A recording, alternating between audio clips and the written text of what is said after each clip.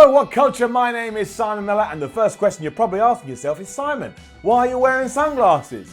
Well, why can't I wear sunglasses? Why is that a problem? Why are you having a go at me? Fine, I'll take you off. There you go, they're off. I even called them you, but they were a human being. Now they're probably broken because I just threw them down to the floor. I hope you're happy with yourself. But thanks anyway for watching, and yes, this is a very special episode, Ups and Downs, because we're going to go through the ups and downs of The Undertaker's career. And I know he's not retired officially, but let's face it, he ain't going to do anything really amazing from this point on, because he's already done so much that is amazing, and now he's kind of just enjoying his twilight years. Don't forget too, we did this with Kane a few months ago, so go and watch that if you haven't. But anyway, my name is Simon Miller, this is What Culture, let's up those downs for The Undertaker's career.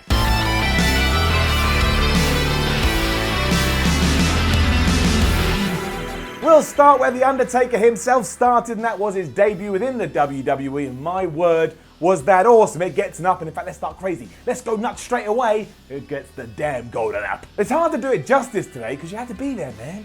You had to be there. But yeah, as a young kid, seeing this dude walk down the aisle who was pretending to be dead, well, it got you. It terrified you. And as you believed in the sport of kings back then, it was almost like a whole new world had been opened up to you. He was also like nothing I'd ever seen. He walked like he was dead. He wrestled like he was dead, and he looked like he was dead. It scared the shit out of me. And it was also one of the best things I'd ever seen in pro wrestling up to that point. It was everything around all this too that just made it so fabu. I mean, he debuted at the Survivor Series in 1990. He was a mystery opponent, or a mystery wrestler, whatever you want to call it, and he was brought down to the ring thanks to Ted DiBiase. And when he got within that squared circle, he just kicked all the ass. It probably wasn't as impactful as Kane 7 years on, but that's like saying a lovely rub of the leg is not as good as a lovely rub of the shoulders. They're all good. Everyone likes a good rub, which is why it was awesome. And it's another up when you take into the fact when he did debut, up to now, that is some crazy longevity that will probably never, ever, ever be replicated in pro wrestling from this point on. That's why he gets it up. Under Vince McMahon appointment now for 28 years, nobody else has been able to go that long, especially because most of his top stars fall out with him eventually. They leave the WWE and they come back. Also, we all still love him. He's the master of reinvention, and yeah, we'll get there. There's a lot to talk about when we mention The Undertaker and different ideas with his character, but Taker is still revered, whereas other wrestlers by now probably would have been like, oh, I don't want to see that guy anymore. I'm bored of him. I'm done with The Undertaker. A few people say that. It's true, but overall,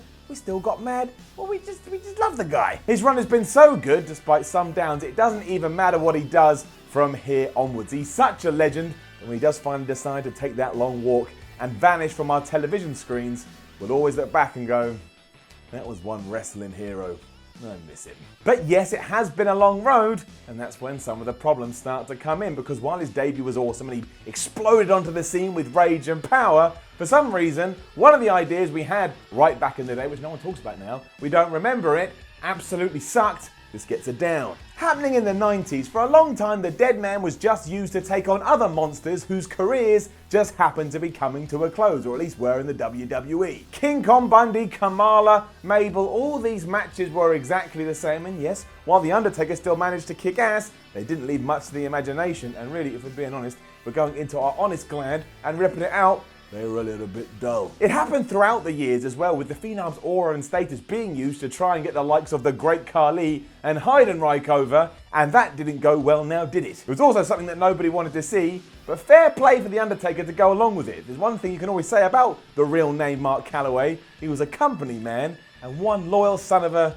I'm not going to say that, it's a disparaging word, but he's one of those. Talking of this too, there was one that was especially pants, and that of course comes to Wrestlemania 9, when WWE gave us The Undertaker versus Giant Gonzalez, and that made me cry so much for the wrong reasons. It gets a down all of its own. Now yes, when I was a kid, I thought this hunkering beast who woke up every day and wore some bizarre suit with hair over it was kind of intimidating. But even I knew, as some idiot, whatever, I don't know what I was back then, but even I knew at WrestleMania 9 that when The Undertaker beat this guy, because this guy used chloroform, that something had gone terribly wrong. I mean, what the hell was chloroform? That was so bizarre. Me and a good friend of mine still take the piss out of that to this day. We'll just text each other going, chloroform, and someone goes, ha ha ha ha.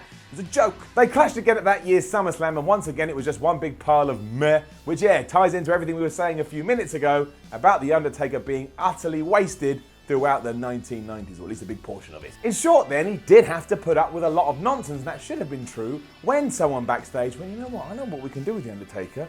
We can give him magical powers. Everybody will like that, but they were 100% right, and The Undertaker pulled it off. That's why he gets it up. We've already talked about the fact that he was basically a zombie, but he also had lightning powers, could resurrect himself after he had been killed, and was in possession of a magical urn which allowed him to raise up from the ground when someone knocked him to the ground. A lesser performer, ironically, would have died if they were given this material, but once again, Mark Calloway completely understood this character, and he was such a good performer that not only did he pull it off, but it became some of the best damn stuff throughout the entire company. Not only that, but he's done it for 30 years. That is preposterous and an even bigger up than I first realised. He is the personification of what wrestling is and what wrestling can be, even when you're handed gibberish. If you can make that gibberish work, we'll all buy into it. Isn't it lovely? Think about how wonderful The Undertaker is. He's all hugs, kisses, love and warmth. To top all of that off, he's also genuinely innovated throughout his time. Have a guess what that gets? Up. Aside from his moveset, which a man of his size just shouldn't be able to do, there's also loads of little things that he can actually coin as his. I know why I did that. I'm not The Undertaker, I just did it for effect. We mentioned the spooky powers that in other people's hands are straight away compared to The Undertaker. Like as soon as Bray Wyatt started doing stuff, you're like, oh, it's the second coming of The Undertaker. But he was also majorly responsible for turning Wrestlemania into this larger-of-life event. Not only did he create something truly original when it came to the streak, but he was also having amazing matches on that card year in, year out, to rival even that of Mr. WrestleMania himself, also known as Shawn Michaels. And then there's the Hell in a Cell. Do you think that structure would have been as fearful or as imposing if it hadn't have been attached to The Undertaker? Of course it wouldn't have done. Taker used his aura to make that an even bigger deal than it already would have been otherwise, and stuff like that doesn't just happen. He is one smart cookie. That was me eating the cookie. We also would have never gotten the likes of Buried Alive or the casket match, and while we can argue about those till the cows come home, they still gave us some lovely moments throughout the years, and they shouldn't just be cast aside because of it. Throw in that aforementioned ring style, you know what, The Undertaker was ahead of the curve. We chatted about Mania, which of course at some point within a video like this was going to lead to number 30. Now I know this is going to annoy you, but we're not going to give an up or a down to the events that happened at WrestleMania 30 with the streak, because I just think the debate is too big. You can argue it either way, and no matter what I say, you're going to disagree. Just go argue about it in the comments. And yeah, if you want my personal opinion, I think it created such a moment on that night and throughout the weeks and months that followed, and also turned Brock Lesnar into the true beast that he was meant to be. I have to say, I think I'm behind it. The real issue I want to discuss here is the WrestleManias after the streak ended. That gets it down. The main reason is for what happened exactly 1 year after this. We've all seen what happened to Bray Wyatt in 2018, and I would say yes, the actions at WrestleMania 31 are directly responsible for it. It just didn't make any sense. The Undertaker was due to have a clash with Brock Lesnar that year anyway, at SummerSlam or Survivor Series, or wherever he went and interrupted him when he was taking on Seth Rollins. So him coming back at WrestleMania 31 diminished that, and it also just jobbed out Bray Wyatt. It took the so-called new Phenom and proved he was nothing but stupid garbled words coming from his mouth. Imagine someone had done that to The Undertaker back in the day. It wouldn't have worked. Surprise, surprise. It didn't help Taker, it didn't help Bray, and it didn't help me because when they had their fight, it wasn't even dark outside. And I know that's nobody's fault, but I don't want to see Undertaker fighting in the daytime. What do I look like? An idiot? And you absolutely will think I'm an idiot after I say these following words, because now we are going to talk about Biker Taker, or the American Badass. And if you have seen any of my other videos about The Undertaker, you already know what I'm going to say,